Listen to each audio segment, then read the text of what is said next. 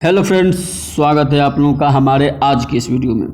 आज हम लोग पढ़ने वाले हैं, स्टार्ट करने वाले हैं बायोलॉजी।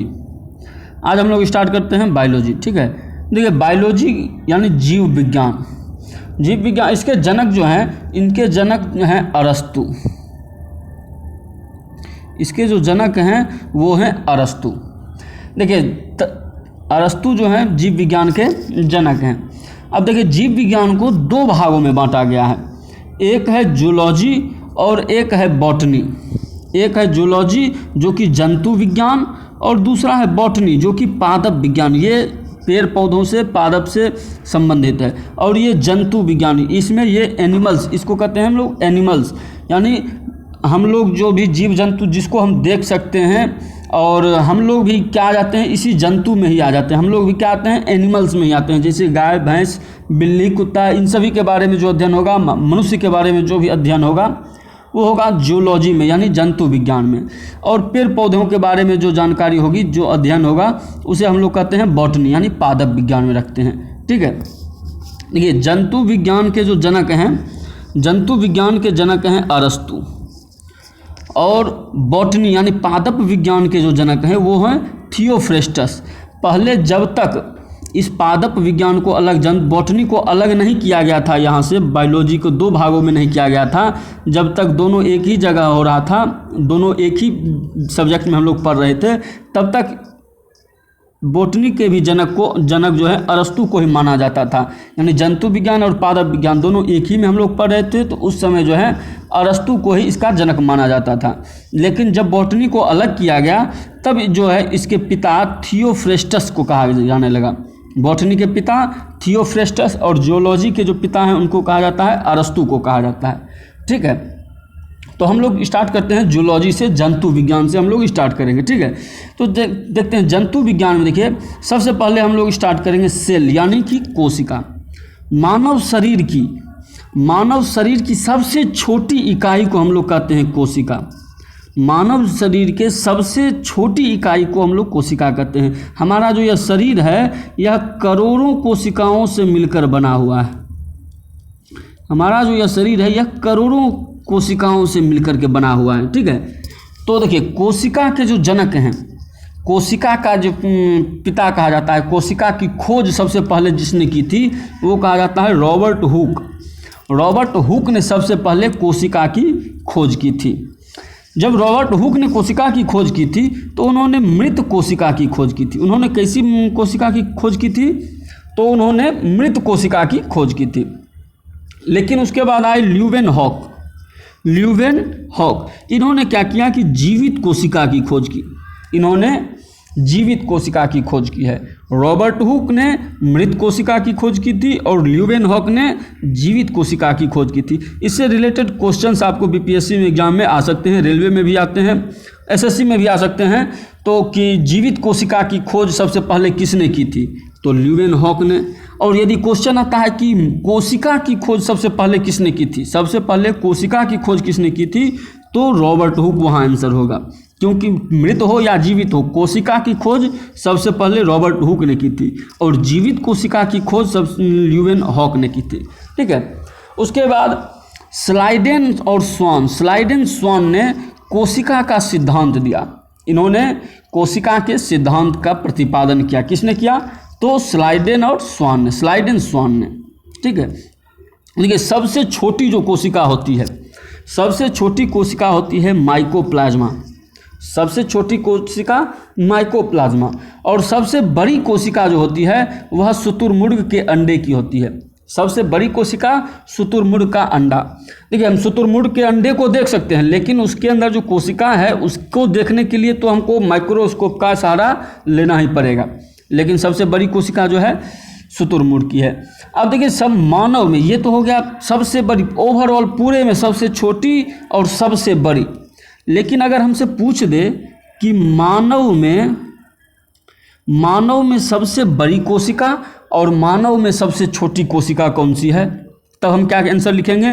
तो मानव में सबसे छोटी कोशिका जो होगी वो होगी स्पर्म, और सबसे बड़ी कोशिका जो होगी वो होगी ओवम।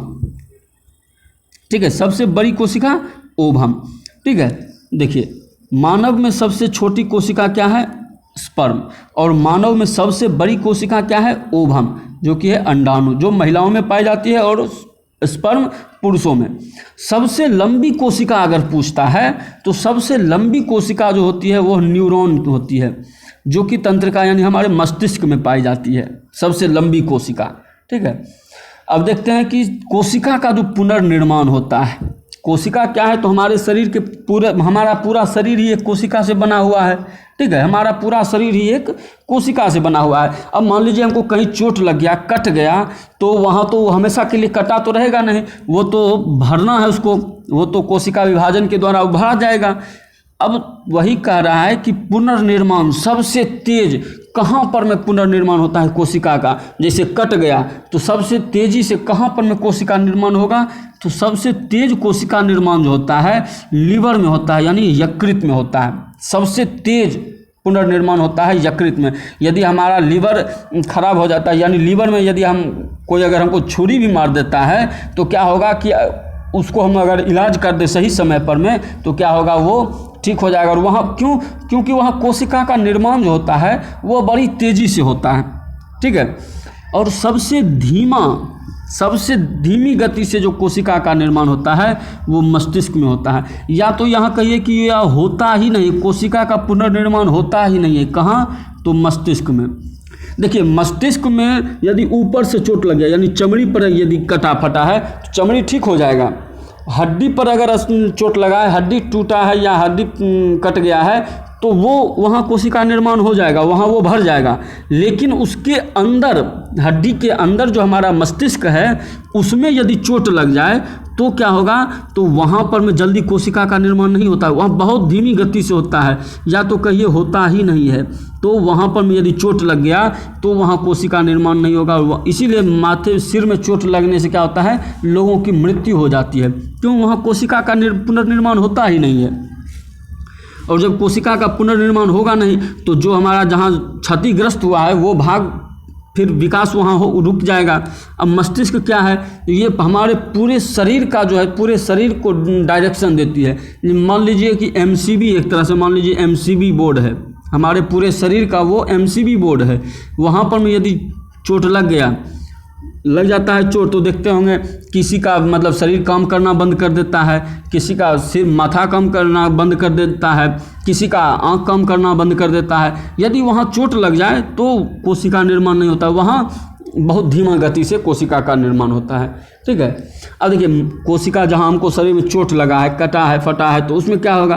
कोशिका का हानि होगा, कोशिका मरेगी।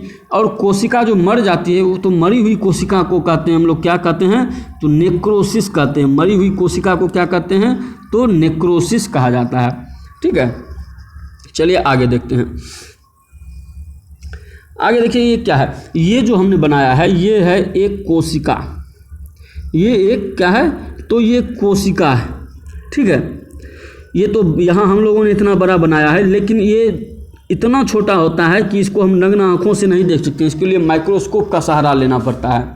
और ये जो इसके चारों बगल है, ये जो इसको चारों बगल है, इसको हम लोग कहते हैं कोशिका झिल्ली। इसको हम लोग कहते हैं, क्या कहते हैं? कोशिका झिल्ली, यानी मेम्ब्रेन इसको कहा जाता है, कोशिका झिल्ली कहा जाता है। ठीक है, इसके अंदर जो है बहुत सारे चीज़ होते हैं, तो देखते हैं क्या क्या होते हैं। इसके अंदर एक होता है माइटोकॉन्ड्रिया, इसके अंदर एक होता है माइटोकॉन्ड्रिया। तो माइटोकॉन्ड्रिया की सबसे पहले जो खोज किया था वो किया था अल्टमैन ने। माइटोकॉन्ड्रिया की जो खोज की थी वो किसने की थी? तो अल्टमैन ने माइटोकॉन्ड्रिया की खोज की थी। ये हमारे कोशिका के भीतर पाया जाता है। ठीक है, ये देखिए, ये जो हमने बनाया है ये क्या है? ये माइटोकॉन्ड्रिया है। जब माइटोकॉन्ड्रिया को माइक्रोस्कोप से जब देखा गया, एकदम जूम करके, उसको एकदम जूम करके जब देखा गया तो वो इस तरह का दिखाई दिया, वो इस तरह का दिखाई दिया, और उसके बीच में इस तरह का कुछ दिखाई दिया। ठीक है, ये क्या करता है? हम जैसे सांस लेते हैं, हम जब सांस लेते हैं तो हवा कहाँ जाती है? ऑक्सीजन जाती है हमारे फेफड़े में। वहाँ से क्या होता है? वो खून के साथ, रक्त के साथ हमारे पूरे शरीर में जाती है। वो क्या होती है? हमारे पूरे शरीर में जाती है रक्त के साथ। तो ये क्या होता है? तो इसी को हम लोग कहते हैं ऑक्सीश्वसन। इसी को हम लोग कहते हैं ऑक्सीश्वसन। ये क्या होता है? ऑक्सीश्वसन का कार्य करता है माइटोकॉन्ड्रिया में। माइटोकॉन्ड्रिया में एक क्रेब्स साइकिल चलता है। माइटोकॉन्ड्रिया में एक क्रेब्स साइकिल चलता है।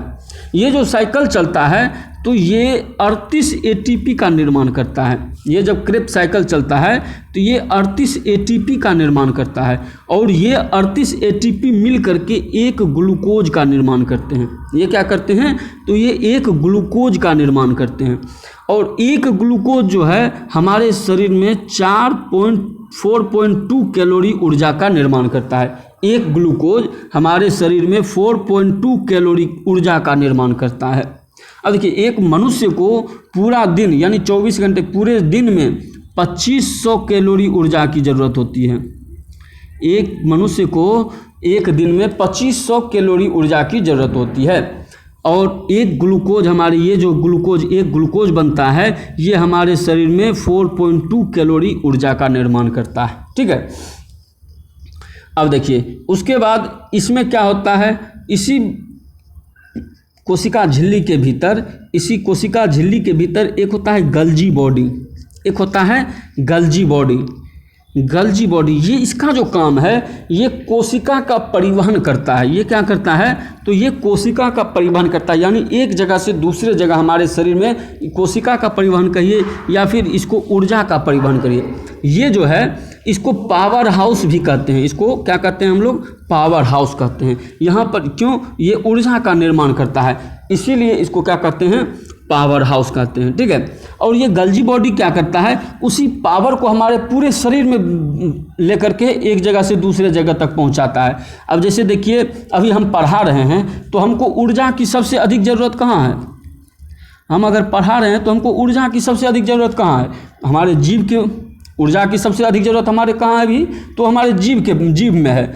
और यदि ये कोशिका गल्जी बॉडी ये हमारे पैरों समान रूप से हमारे पूरे शरीर को अगर ऊर्जा पहुँचाए तो क्या होगा कि हमारा जीव बोलते बोलते क्या होगा? पढ़ाते पढ़ाते हमारे जीव को जो ऊर्जा पहुंचाई गई है वो समाप्त हो जाएगी। उसके बाद क्या होगा? हमारा जीव हम जो है बोलना हमारा कम हो जाएगा, हमारा बोलने की जो गति है वो क्या हो जाएगी?